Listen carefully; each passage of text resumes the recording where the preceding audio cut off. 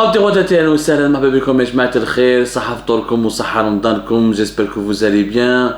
Je suis toujours hyper heureux de vous retrouver parce que notre campagne électorale est en train de battre des records. Y'a comme ça pour vos encouragements. On ne s'attendait pas à un tel enthousiasme. Au début, on croyait qu'on allait être mal accueilli, qu'on allait être sévèrement critiqué, insulté, qu'on allait être tourné en dérision. Eh ben, pas du tout. Vous êtes des milliers à nous envoyer des messages, à regarder nos capsules, notre campagne électorale, pour le moment 100% digitale, en attendant la possibilité, l'opportunité d'être présent sur le territoire national pour participer activement et physiquement aux élections présidentielles, cette fois-ci anticipées du 7 septembre 2024, en attendant le début de la campagne électorale qui normalement, si tout va bien, va commencer au mois d'août 2024. Nous continuerons avec vous ensemble à vous déployer ou à vous montrer, à vous révéler, à vous expliquer tous les axes de notre programme présidentiel. Où, Inch'Allah, le retour en Algérie sera pour bientôt. Nous allons conquérir cette liberté qui nous permettra d'être avec vous pour réaliser le changement. Il faut oser le changement. Il faut débattre du changement. Attendez comme ça pour votre suivi. Nous allons parler d'un sujet tabou, d'un sujet très sensible. L'armée et les militaires.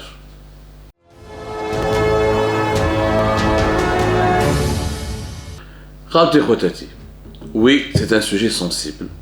Oui, c'est un sujet oui, c'est un sujet à chaque fois qu'il est évoqué ou abordé, vous êtes des traîtres, ou vous êtes à la sorte de l'étranger, vous êtes l'ennemi de la sécurité nationale. Ils sont considérés comme des chiétines de l'armée et de l'institution militaire. Ni traître, ni chiite. Un patriote qui pense à l'intérêt général de son pays.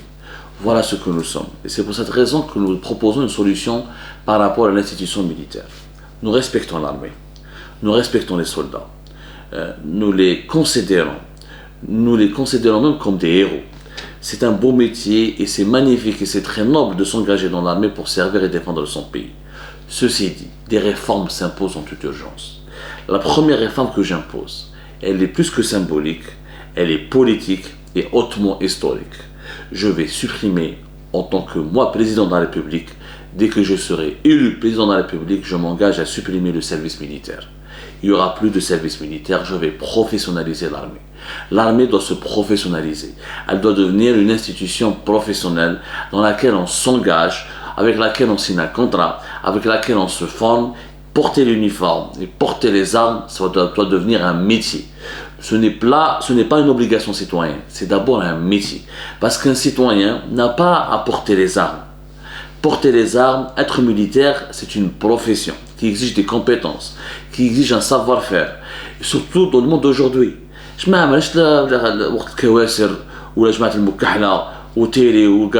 c'est fini. Les questions de sécurité nationale, les questions de défense aujourd'hui, les questions militaires, les enjeux militaires, c'est les drones, c'est les robots, c'est les cyberguerres, c'est les logiciels d'espionnage, c'est la surveillance par satellite. خلاص يا جماعه هذيك احنا نشوفوا في لي ديفيلي ميليتير ولا كنشوفوا في لي دون سيغتان سيريموني ميليتير يجيبوا واحد خشين ويبدا يعيط واو يوري بلي شفنا في لي موسكل تاعو وحده تعيط ويجبد مش على الاخر. يا جماعه لازم نتقدموا. سني با سا لي غير. انا نشوفوا شنو صار في اوكران. انا نشوف في 2020 لا غير entre l'Arménie et l'Azerbaïdjan. Nous sommes dans des guerres modernes, des guerres d'information, des guerres de drones, des guerres robotisées. L'armée doit se professionnaliser. Mais c'est fini. L'armée n'est pas là pour recycler les citoyens. Les institutions qui doivent recycler, former, inculquer des valeurs citoyennes, ce n'est pas l'armée, c'est l'école, c'est la mosquée, c'est les scouts, c'est les sports, c'est le sport, c'est les associations. Mais quand on devient militaire, on doit le faire parce que c'est un métier. La suppression du service militaire, pour moi, s'explique par plusieurs raisons. D'abord, ça nous coûte beaucoup d'argent. Vous savez tous que le ministère de la Défense nationale, c'est le premier budget du pays. Avec moi comme président, ça va cesser. Le premier budget du pays sera le ministère de l'Éducation nationale et d'autres départements, notamment le ministère de la Recherche scientifique, l'enseignement supérieur et surtout le ministère de l'Économie. Le ministère de la Défense nationale aura toujours un budget important. Il faut savoir qu'entre 2010 et 2020, pratiquement, nous avons dépensé plus de 90 milliards de dollars pour acheter des équipements militaires pour financer notre armée. Nous n'avons jamais de chiffres, on n'a même pas de chiffres précis sur notre armée. On n'a que des estimations. Les chiffres de l'armée sont totalement maintenus en secret. Une enquête, combien de soldats nous avons, que des estimations. On parle de plus de 200 000 et quelques, 250 000 soldats mobilisables, qui sont mobilisés, qui portent l'uniforme, mais pratiquement 520 000 avec les réservistes. Ce sont des chiffres non officiels. On ne sait même pas combien de jeunes sont enrôlés dans le service militaire. Combien de jeunes Algériens sont concernés par les services? Ils sont des milliers, des dizaines de milliers ou des centaines de milliers. C'est des chiffres qui sont tenus secrets. Je vais avoir le nombre des soldats de notre armée, il y a des sites spécialisés. Les États-Unis d'Amérique, on connaît quel est le nombre de leurs soldats. La Chine, on connaît quel est le nombre de leurs soldats. La Russie, la même chose. Est-ce que cela signifie qu'en connaissant les chiffres, qu'en connaissant réellement les modalités de fonctionnement de ces armées et leur financement, est-ce que ça veut dire que ces pays sont fragiles ou là ils peuvent être battus militairement? Ça ne veut rien dire. Je vais établir d'abord au niveau du Parlement la commission les questions de la défense et des questions militaires. Les députés auront le droit de convoquer les hauts responsables du ministère de la Défense nationale et d'accéder à toutes les informations, sauf à celles qui sont classées secret défense, c'est-à-dire le déploiement de nos forces, de nos unités de combat, les achats d'armes, certains contrats d'armement et certains dispositifs de nos unités de combat.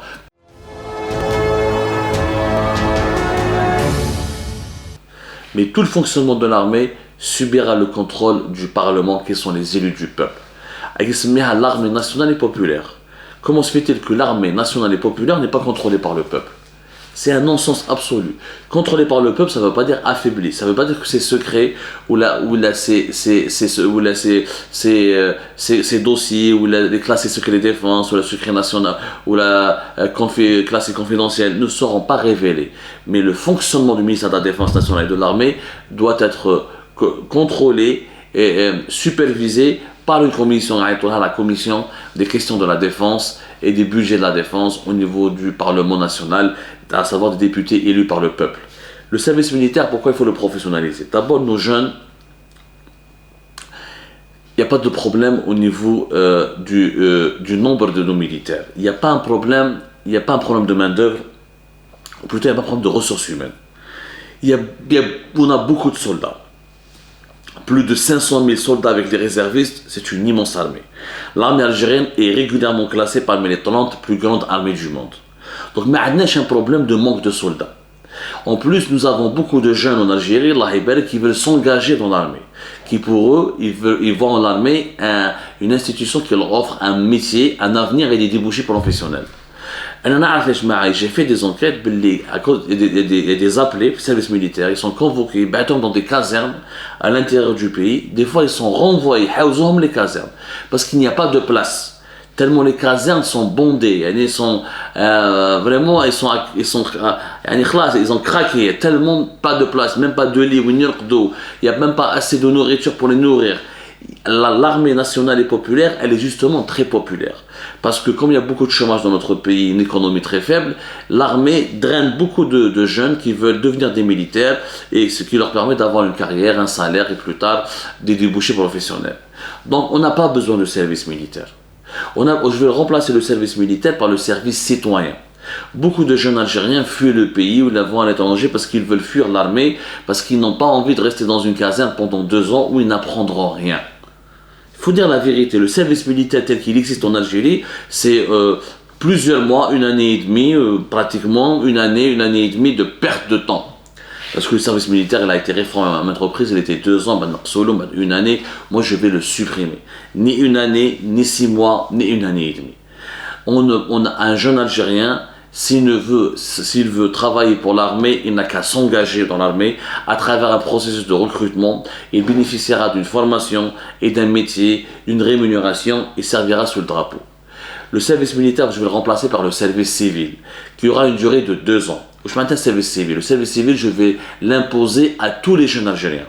Moi, je les médecins, parce que malheureusement, que les diplômés de médecine, les sciences médicales, qui sont obligés de faire des services civils entre 2 ans et 3 ans, dans certaines zones de l'intérieur du pays ou du sud du pays. Non. تقرا langue anglais دير service civil, تقرا médecine دير service civil, تقرا vétérinaire دير service civil, تقرا ingénieur دير service civil, تقرا avocat et دير service civil. Qu'est-ce que c'est que le service civil? Pendant 2 ans, tu es affecté au service de la société. On peut même prévoir une petite rémunération. Au lieu de donner l'allocation de chômage, je vais donner une allocation aux jeunes qui vont faire le service civil. Par exemple, il dit le service civil pendant 2 ans, il donne dans les wilayas de l'intérieur du pays à défendre gratuitement les justiciables algériens qui ne connaissent pas leurs véritables droits au niveau des tribunaux. C'est l'État qui lui donne une certaine allocation. Kiff pour l'enseignement, quelqu'un qui est diplômé en anglais. On a un manque terrible d'enseignants en langue étrangère. Ne pas être dans les wilayas, dans les régions où il n'y a pratiquement pas d'enseignants en langue étrangère. Et son service civil, c'est de travailler pour transmettre l'anglais, pour former les enfants de cette région à l'anglais, qui est une langue incontournable, c'est la langue universelle. La même chose pour que ce soit un enseignant en français ou un enseignant ou pour un informaticien. Je lui imposerai un service civil. Il sera rémunéré avec une allocation. Il partira dans les régions les plus reculées, les plus sous-développées du pays, où là il peut rester même dans sa zone d'habitation. Il n'est pas obligé de se déplacer des centaines, des milliers de kilomètres. Des fois, il va dans les grandes villes pour apprendre aux jeunes d'un quartier comment faire de la programmation, comment créer des sites web. C'est ça le service civil. C'est la mise à disposition de la société de jeunes instruits, diplômés, qui ont accumulé du savoir et que l'État va obliger de partager leur savoir avec la société. Il faut savoir que l'État les a formés gratuitement, ces jeunes diplômés. Donc la moindre des choses, c'est qu'ils renvoient l'ascenseur à leur pays, en accomplissant un service civil. Le service civil, encore une fois, ne signifie pas aller souffrir, dormir sous une tente, non, il y aura une allocation, une rémunération, ce ne sera pas un salaire, ce sera une rémunération pour combler le strict minimum, et ça permettra justement à ces jeunes diplômés de pratiquer leur savoir, et de partager leur savoir, et d'exécuter ce qu'ils ont appris au cours de leur formation sur le terrain. Et là, ça va leur donner encore une meilleure expérience professionnelle. On peut même comptabiliser ce service civil plus tard pour le calcul de la retraite ou là pour le calcul du point indiciaire lorsque certains de ces diplômés devront intégrer la fonction publique, c'est-à-dire que ce sera pris en considération lorsqu'il faudra calculer leurs primes et leurs salaires une fois qu'ils seront recrutés par des institutions de l'État ou là par des services publics. Voilà le service civil. Un service civil, des jeunes, on va relancer le patriotisme. On va inculquer les valeurs du patriotisme, mais pas par la force, pas par la Kalachnikov, pas par le Beth al-Askari, pas par la tenue militaire, pas en faisant dormir nos jeunes dans les casernes, dans des endroits où peut-être ils ne se retrouveront pas. On manque pas de soldats, ne vous inquiétez pas. Il y a suffisamment de jeunes Algériens qui voudront s'engager dans l'armée. Et l'armée a des écoles, a ses propres centres de formation, et tant mieux, ça continuera comme ça. Mais le service militaire doit disparaître. L'armée doit se professionnaliser. Le service civil, le service citoyen civil sera l'avenir de l'Algérie et permettra à nos jeunes de se réconcilier avec leur peuple, avec leur pays. Et des jeunes Algériens qui ne connaissent pas leur pays. واللي عايش في عنابه jamais ما دار الغرب واللي عايش في الجي ولا في شلف n'a jamais fait le grand sud. L'État va leur permettre de se déplacer dans leur propre pays, de connaître leurs citoyens, de connaître leur population, leur région. Il y aura un nouveau brassage, il y aura du métissage, il y aura une rencontre, toujours autour d'une mission publique, celle de partager un savoir, celle d'inculquer un savoir qui a été appris par un jeune Algérien grâce aux efforts du pays et grâce à la gratuité des études et grâce aux efforts des financements publics de l'État. Le service civil, il touchera toutes les professions qu'on voit, les enseignants, les vétérinaires, les dentistes, pas uniquement les médecins, parce que les étudiants en médecine sont victimes d'une grande injustice, ils sont les seuls pratiquement à effectuer le service civil. Tout le monde va effectuer le service civil. Je dis bien tout le monde, même les diplômés dans les disciplines sportives. Le football, la gymnastique, la natation, c'est du service civil, être au service de l'Algérie. Autrement que par les armes. Parce que la meilleure arme finalement pour servir son pays, c'est d'être au service de son société, au service de l'intérêt général. C'est le service citoyen civil que nous allons instituer à la place du service militaire qui a fait son temps, qui n'est plus adapté à notre époque, ni à la modernité, ni aux défis sécuritaires et politiques de l'époque d'aujourd'hui.